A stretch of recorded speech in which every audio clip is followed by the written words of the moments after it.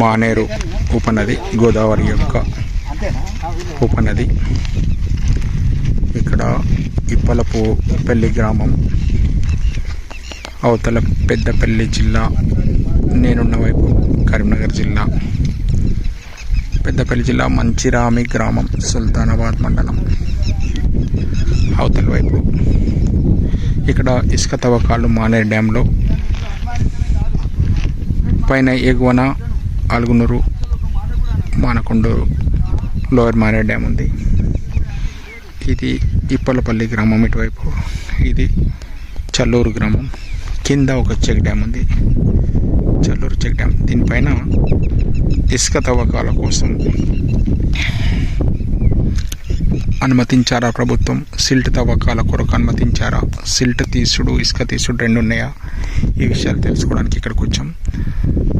గ్రామ పంచాయతీ కొరకు వేసిన మంచినీటి సరఫరా బావి పైప్ లైన్, ఇసుక కాంట్రాక్టర్ అక్కడ కనబడుతున్న పైపు తీసివేశారని చెప్పారు. దాదాపు ఈ ఊర్లో చల్లూరు గ్రామం, 30 మందికి పైప్ లైన్లు ఇసుక తోడడం వల్ల డ్యామేజ్ అయిందని చెప్పారు. అలాగే అవతల ఉన్న మంచిరామి గ్రామం, పెద్దపల్లి జిల్లాకు సంబంధించిన వాళ్ళు కూడా ఇక్కడ చాలామంది వచ్చి ఈ ఊరు వ్యవసాయం చేసుకోవడం, పైప్ లైన్లు వేసుకోవడం చేశారు అని చెప్పారు. ఈ విషయాలు సమగ్రంగా సమాచారం, ఇసుక తోడడం, సిల్ట్ తీయడం, చెక్ డ్యామ్లు, పర్యావరణానికి సంబంధించిన పరిస్థితులు, national mineral development corporation, revenue department, అలాగే ఇతర సంబంధించిన ఇరిగేషన్ డిపార్ట్మెంట్, వీళ్ళందరినీ ఏం చేశారు, ఎలా అనుమతించారు ఈ ఇసుక తవ్వకాలకు, సిల్ట్ తవ్వకాల సంగతి ఏంటి, సిల్ట్ తవ్వకాలకు ప్రభుత్వం పే చేస్తుందా, ఇసుక తవ్వకాల వల్ల వచ్చే లాభం సంగతి ఏంది. పైన అక్కడ ఒక ఇసుక ర్యాంప్ కనబడేది, దాని విస్తీర్ణం దాదాపు 10 ఎకరాలు ఉంది. అందులో యావరేజ్ 4.5 మీటర్ల ఎత్తు కన్నా ఎక్కువ ఎత్తుతో ఇసుక ఉంది.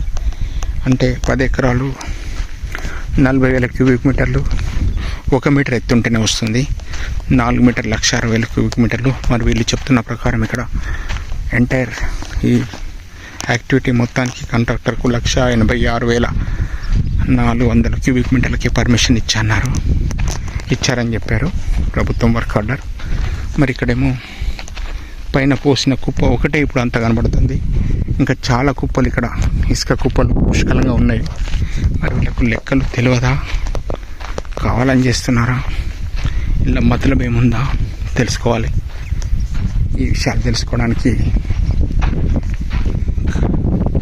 జగిత్యాల నుండి children specialist doctor Jana Vignana వేదిక కార్యదర్శి, కరీంనగర్ జిల్లా కార్యదర్శి రంజిత్ కుమార్ అడ్వకేట్, పిల్లల డాక్టర్ జమ్మికుంట,